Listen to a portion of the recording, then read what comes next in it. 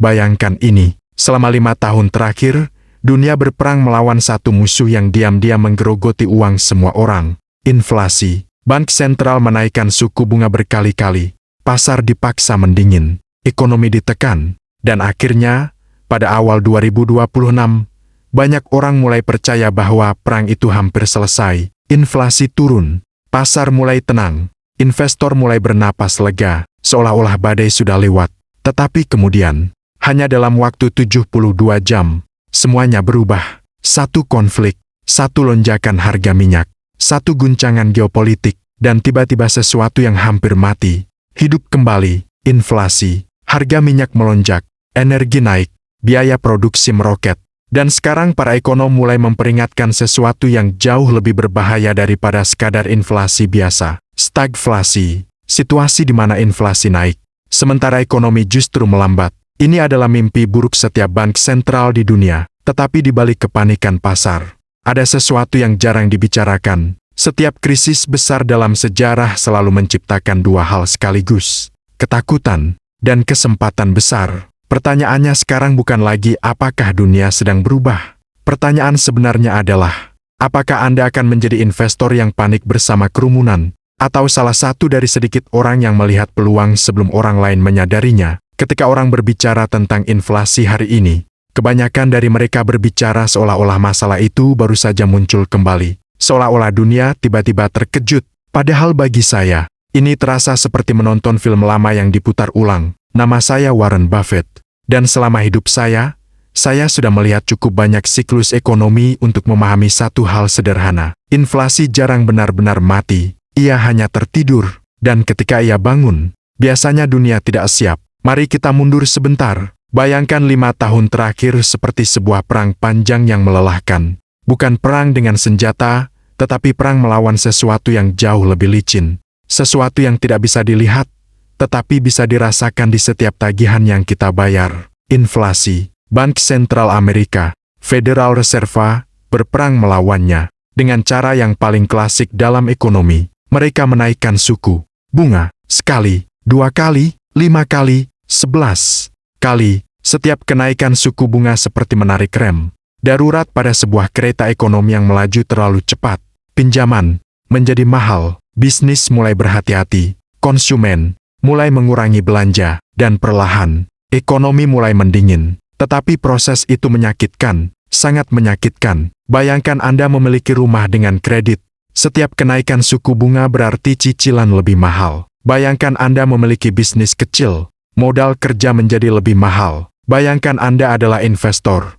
Pasar saham naik turun seperti roller coaster yang tidak punya rem. 5 tahun penuh tekanan. Namun pada awal tahun 2026, sesuatu mulai berubah. Data inflasi mulai turun. Angka CPI akhirnya mendekati target yang selama ini dikejar oleh bank sentral. Sekitar 2,4%. Bagi orang awam, angka itu mungkin terdengar kecil, tetapi bagi para ekonom, itu seperti melihat cahaya di ujung terowongan yang panjang. Pasar mulai bernapas lega. Para analis mulai berbicara tentang kemungkinan pemotongan suku bunga. Para investor mulai optimis.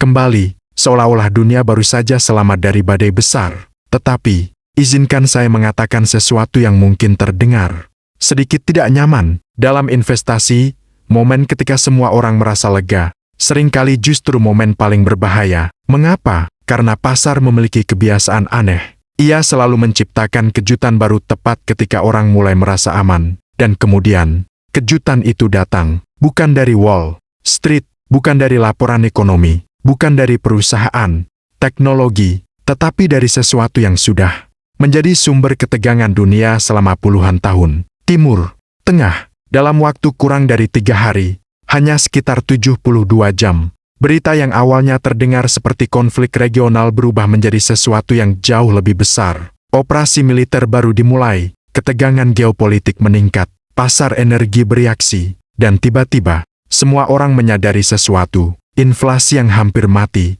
baru saja mendapat napas baru. Sekarang saya ingin Anda berhenti sejenak dan memikirkan satu pertanyaan sederhana. Apa satu angka di dunia ini yang bisa memengaruhi harga makanan, harga tiket pesawat, biaya listrik, biaya transportasi, bahkan harga pakaian yang Anda beli? Banyak orang mungkin menjawab suku bunga, beberapa orang mungkin menjawab nilai tukar. Tetapi jika Anda bertanya kepada saya, jawabannya adalah satu kata, minyak. Minyak adalah darah dari ekonomi modern. Tanpa minyak, truk tidak bergerak, kapal tidak berlayar, pesawat tidak terbang, pabrik tidak beroperasi, dan supermarket tidak pernah menerima stok barang baru. Itulah sebabnya ketika harga minyak bergerak, seluruh dunia ikut bergerak bersamanya. Sekarang mari kita lihat angka yang membuat para ekonom tiba-tiba terdiam. Sebelum konflik ini memanas, harga minyak berada di sekitar $60 per barrel, angka yang relatif stabil, angka yang cukup nyaman bagi banyak negara. Tetapi hanya dalam beberapa minggu,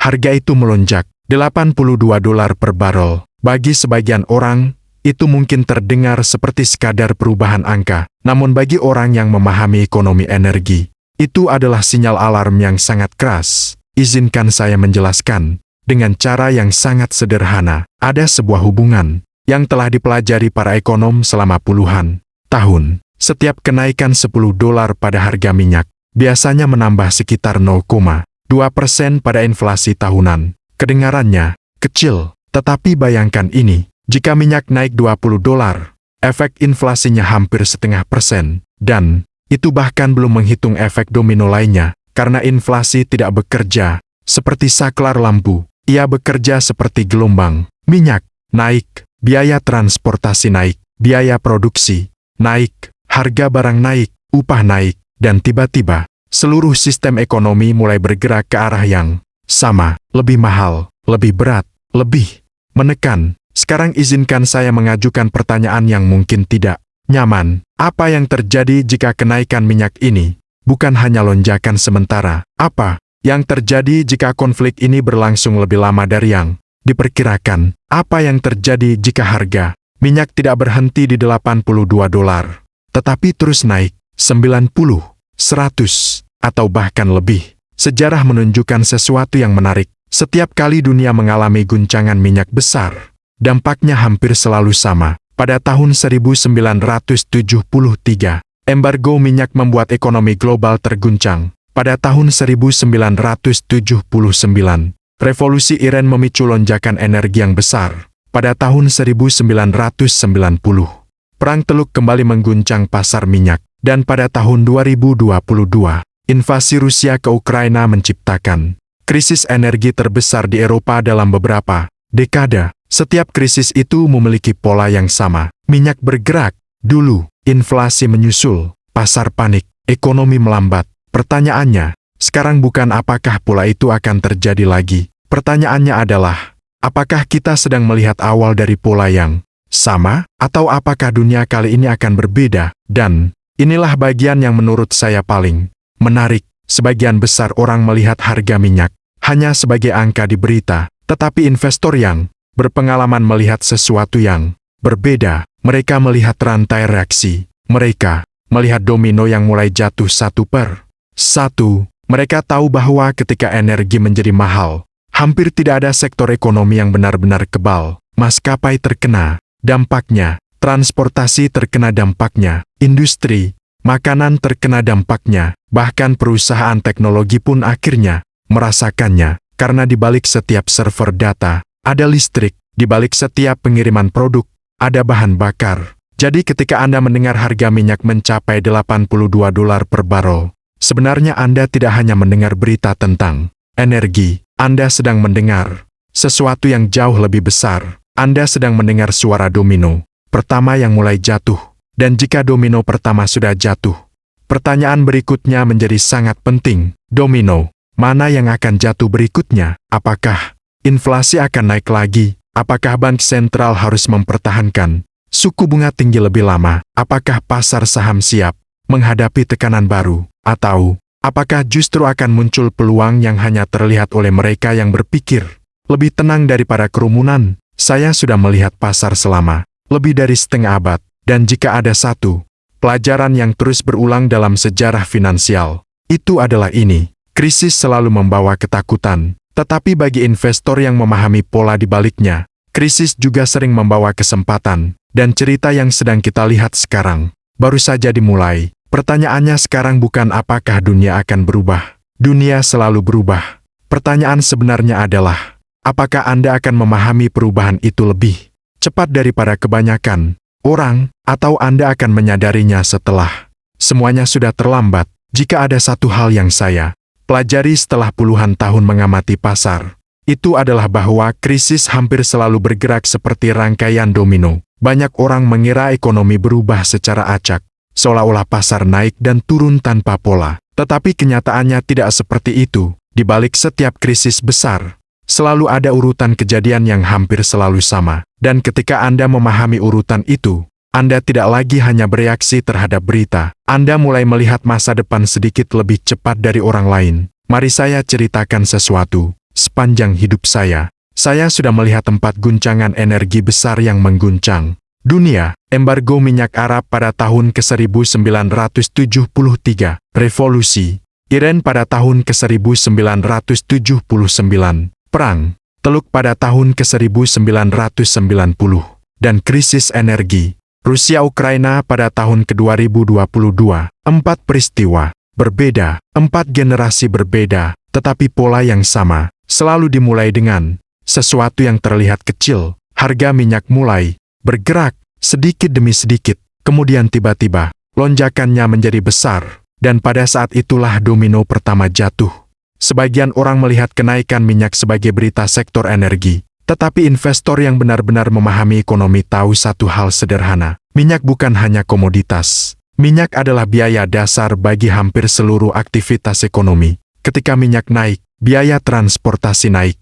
Ketika biaya transportasi naik, harga barang naik. Ketika harga barang naik, inflasi naik. Dan ketika inflasi naik, bank sentral harus bereaksi. Apakah Anda mulai melihat rantai reaksinya? Minyak, inflasi, suku bunga, pasar saham, ekonomi, semua terhubung. Sekarang mari kita lihat apa yang sedang terjadi di dunia saat ini. Harga minyak melonjak. Gas alam di Eropa melonjak lebih dari 60% hanya dalam beberapa hari. Biaya pengiriman tanker minyak melonjak. Premi asuransi kapal yang melewati wilayah konflik melonjak. Sekarang saya ingin Anda berhenti sejenak dan memikirkan satu hal. Menurut Anda, siapa yang akhirnya membayar semua biaya tambahan itu? Perusahaan minyak, perusahaan logistik, pemerintah? Tidak. Pada akhirnya, selalu sama. Konsumen, Anda, saya, setiap orang yang membeli bensin, setiap orang yang membeli makanan, setiap orang yang membayar listrik. Itulah mengapa inflasi sering terasa seperti pajak yang tidak terlihat. Tidak ada undang-undang yang mengumumkannya. Tidak ada surat resmi yang memberitahu Anda.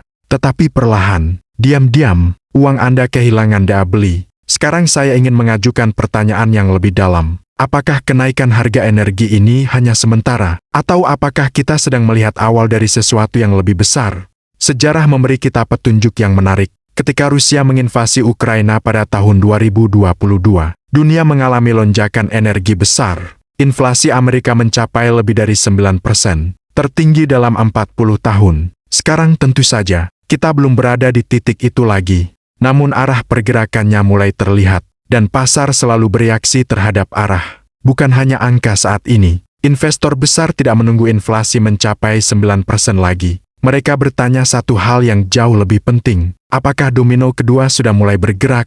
Karena ketika domino kedua jatuh, biasanya semuanya mulai bergerak jauh lebih cepat.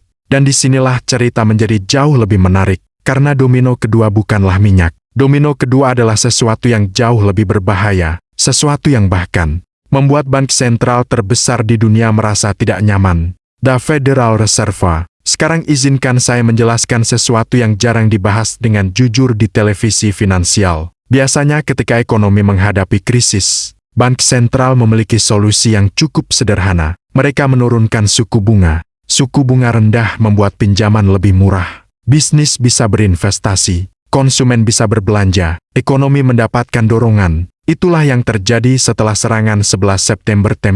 Itulah yang terjadi setelah krisis finansial ke-2008. Dan tentu saja, itulah yang terjadi selama pandemi ke-2020.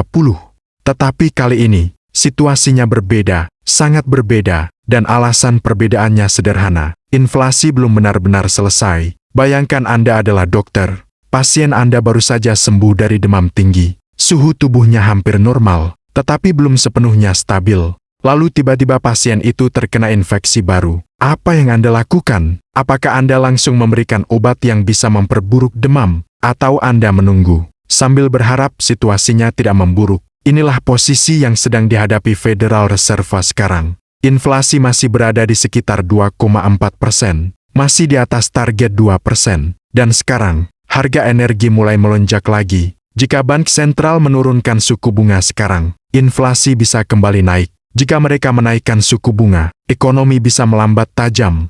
Dan disinilah kita memasuki salah satu kata paling menakutkan dalam ekonomi, stagflasi. Saya ingin Anda benar-benar memahami kata ini, karena kata ini jarang muncul. Tetapi ketika muncul, dampaknya bisa sangat besar. Stagflasi adalah situasi ketika dua hal buruk terjadi pada saat yang sama. Inflasi naik, pertumbuhan ekonomi turun. Bayangkan mobil yang sedang melaju, mesin mulai panas. Tetapi mobil juga mulai kehilangan tenaga. Anda tidak bisa menekan gas terlalu keras, tetapi Anda juga tidak bisa berhenti. Itulah stagflasi. Dan bagi Bank Sentral, ini adalah mimpi buruk, karena hampir tidak ada solusi yang sempurna. Jika mereka melawan inflasi terlalu agresif, ekonomi bisa jatuh ke resesi. Jika mereka terlalu lembut, inflasi bisa kembali melonjak. Sekarang izinkan saya mengajukan pertanyaan yang mungkin membuat Anda berpikir. Apa yang terjadi pada pasar saham ketika dunia masuk ke fase seperti ini? Apakah saham terus naik, ataukah pasar mulai goyah? Sejarah memberikan jawaban yang cukup jelas. Ketika inflasi tinggi bertemu pertumbuhan ekonomi yang lemah, pasar menjadi jauh lebih tidak stabil.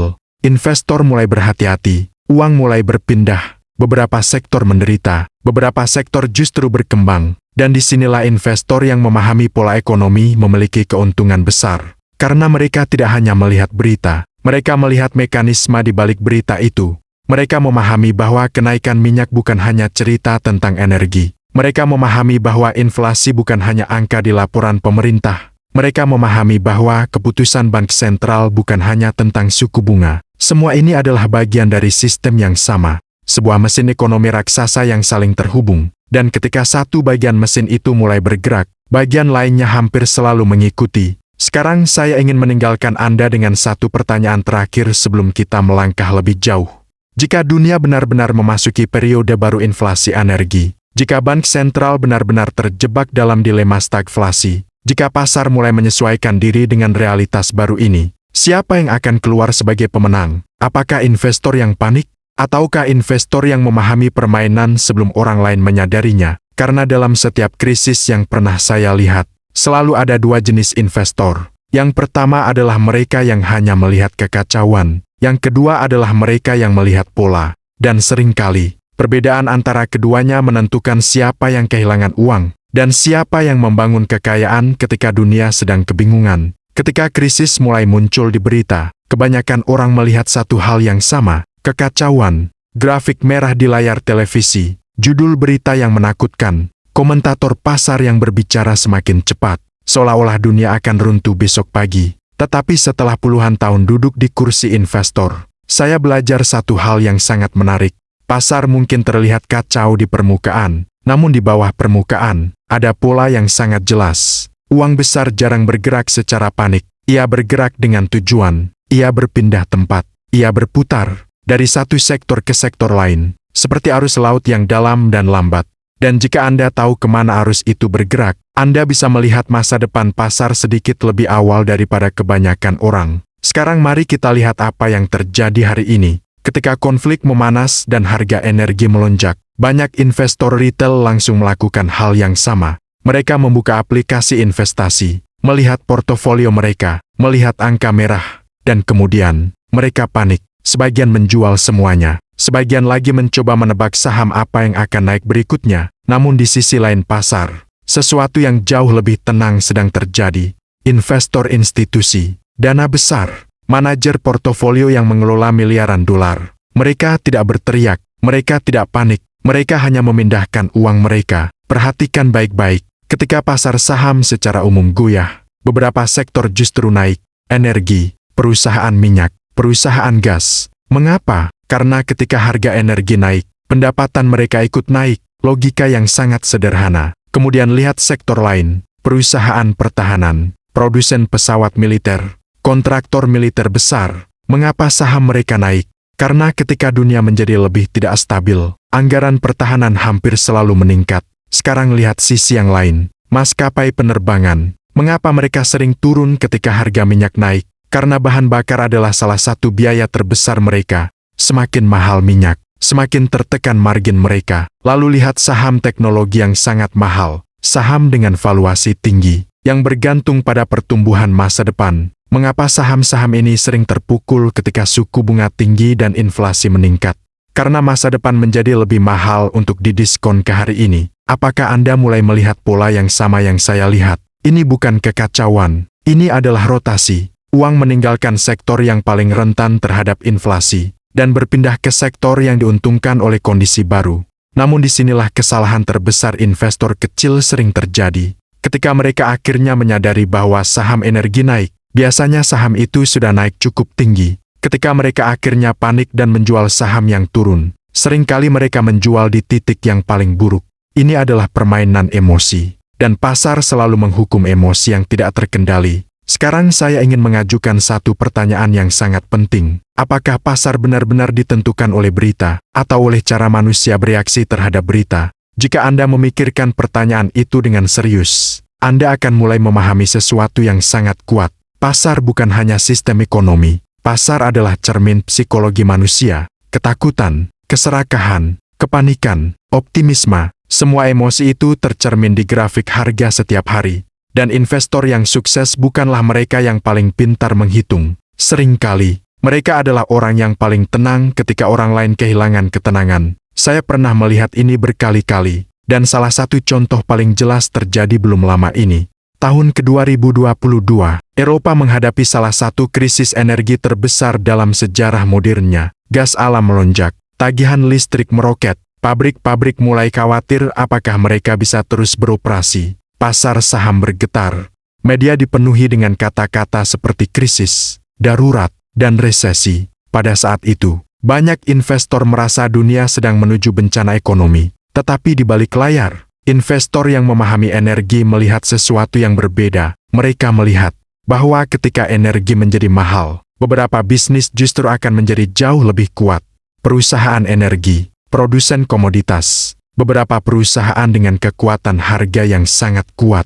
Investor yang memahami dinamika itu tidak menunggu kepastian. Mereka tidak menunggu sampai semua berita menjadi jelas. Mereka bertindak lebih awal, bukan karena mereka lebih berani, tetapi karena mereka memahami pola yang sedang terjadi. Sekarang saya ingin bertanya kepada Anda sesuatu yang sangat jujur. Mengapa kebanyakan orang menunggu kepastian sebelum mengambil keputusan investasi? Jawabannya sederhana, karena kepastian terasa nyaman. Namun ada satu masalah kecil dengan kepastian dalam dunia investasi. Ketika kepastian akhirnya datang, harga biasanya sudah bergerak, peluang seringkali sudah berlalu.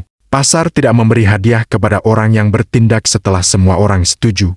Pasar memberi hadiah kepada mereka yang memahami arah perubahan sebelum mayoritas menyadarinya. Sekarang lihat kembali situasi yang sedang kita hadapi hari ini. Harga energi naik. Ketegangan geopolitik meningkat, inflasi mulai menunjukkan tanda-tanda kebangkitan. Bank sentral berada dalam posisi yang sulit, pasar mulai menyesuaikan diri. Pertanyaannya bukan apakah pasar akan berubah. Pasar selalu berubah. Pertanyaan yang lebih penting adalah ini, apakah Anda akan menjadi investor yang hanya bereaksi terhadap berita, atau investor yang mencoba memahami mekanisme di balik berita itu?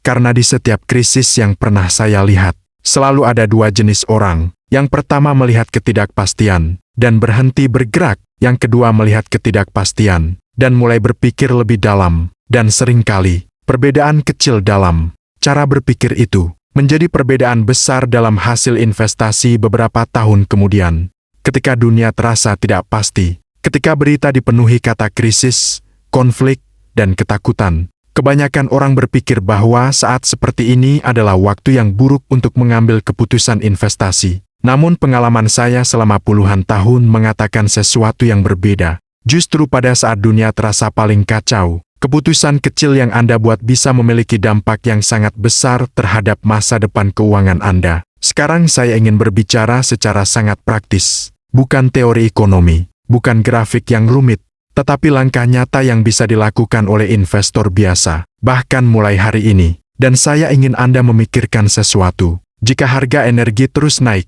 jika inflasi kembali menekan ekonomi, jika pasar menjadi lebih tidak stabil, Apakah portofolio Anda benar-benar siap menghadapi dunia seperti itu?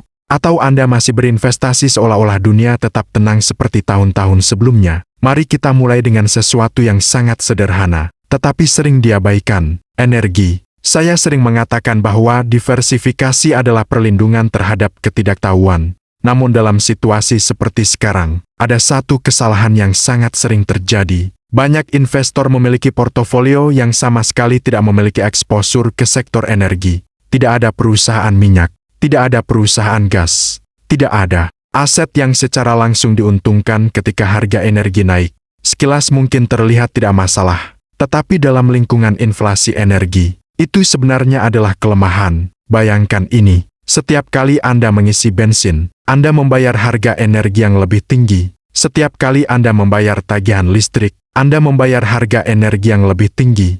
Sekarang bayangkan jika sebagian kecil dari uang yang Anda investasikan justru mendapatkan keuntungan dari kenaikan harga itu. Tiba-tiba situasinya berubah. Harga energi yang lebih mahal tidak lagi hanya menjadi beban. Sebagian dari kenaikan itu kembali kepada Anda melalui investasi.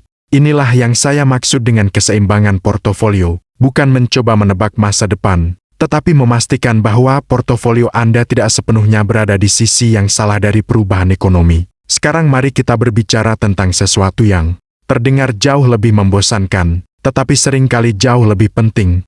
Kas, uang tunai. Banyak orang berpikir menyimpan uang di rekening bank adalah pilihan paling aman. Dan dalam beberapa situasi, itu benar. Namun dalam lingkungan inflasi, uang yang diam terlalu lama bisa mengalami sesuatu yang sangat berbahaya. Nilainya perlahan menyusut, bukan karena seseorang mencurinya, tetapi karena daya belinya berkurang. Bayangkan Anda menyimpan uang dengan bunga hampir 0%, sementara inflasi berada di 3 atau 4% setiap tahun. Sebagian kecil dari nilai uang itu menghilang, tanpa suara, tanpa peringatan, tanpa headline berita. Sekarang pertanyaannya menjadi menarik, jika suku bunga di dunia saat ini relatif tinggi, mengapa uang Anda masih duduk diam tanpa menghasilkan apapun? Ada instrumen sederhana, instrumen yang relatif aman, instrumen yang memberi imbal hasil yang wajar sambil tetap menjaga likuiditas. Namun anehnya, banyak orang bahkan tidak pernah mempertimbangkannya. Mengapa? Karena keputusan keuangan yang bijak seringkali terlihat terlalu membosankan untuk diperhatikan. Padahal dalam jangka panjang, keputusan membosankan itulah yang sering menjaga kekayaan tetap utuh. Sekarang kita sampai pada langkah ketiga, dan menurut saya, ini adalah langkah yang paling jarang dilakukan investor, padahal mungkin yang paling kuat, menulis daftar. Ya, sesederhana itu. Saya ingin Anda membayangkan sesuatu. Bayangkan pasar saham tiba-tiba turun 10%, atau 15%. Berita dipenuhi dengan kata krisis. Investor panik. Harga saham perusahaan besar ikut turun. Sekarang pertanyaannya, apa yang akan Anda lakukan pada saat itu? Apakah Anda akan panik seperti orang lain, atau Anda akan melihat peluang? Masalahnya adalah, kebanyakan orang tidak siap ketika peluang itu datang. Mereka tidak tahu perusahaan apa yang ingin mereka beli. Mereka tidak tahu harga berapa yang mereka anggap menarik. Mereka tidak punya rencana, dan ketika kesempatan akhirnya muncul, mereka justru membeku, tidak bergerak, tidak mengambil keputusan. Sekarang bayangkan skenario yang berbeda. Sebelum pasar turun, Anda sudah membuat daftar 3 perusahaan, 5 perusahaan, bisnis yang Anda fahami, perusahaan dengan keuntungan yang kuat, merek yang tetap dibeli orang bahkan ketika ekonomi melambat, perusahaan yang memiliki kekuatan untuk menaikkan harga tanpa kehilangan pelanggan. Anda sudah mempelajarinya, Anda sudah menunggu harga yang tepat. Ketika pasar turun, Anda tidak panik, Anda hanya membuka daftar itu dan bertindak. Sekarang saya ingin Anda memikirkan satu hal. Apa perbedaan antara investor yang sukses dan investor yang selalu terlambat? Seringkali, bukan kecerdasan, bukan keberanian, tetapi persiapan. Investor yang siap melihat peluang, investor yang tidak siap hanya melihat ketakutan, dan sejarah pasar penuh dengan contoh seperti itu. Mari kita kembali sejenak ke tahun ke-2020. Ketika pandemi menghantam dunia, pasar saham jatuh dengan kecepatan yang belum pernah terlihat sebelumnya. Ketakutan ada di mana-mana. Banyak orang yakin ekonomi global akan runtuh. Namun beberapa investor melakukan sesuatu yang berbeda. Mereka sudah memiliki daftar perusahaan yang mereka kagumi. Perusahaan teknologi besar, perusahaan konsumen global, bisnis yang tetap kuat bahkan di tengah krisis. Ketika harga saham perusahaan-perusahaan itu jatuh, mereka membeli, bukan karena mereka tahu masa depan dengan pasti, tetapi karena mereka memahami kualitas bisnis yang mereka beli. Beberapa tahun kemudian, banyak dari investasi itu menjadi sangat berharga. Sekarang mari kita kembali ke situasi hari ini. Dunia sedang menghadapi ketidakpastian baru. Harga energi naik, inflasi kembali menjadi topik utama. Bank sentral berada dalam posisi yang sulit.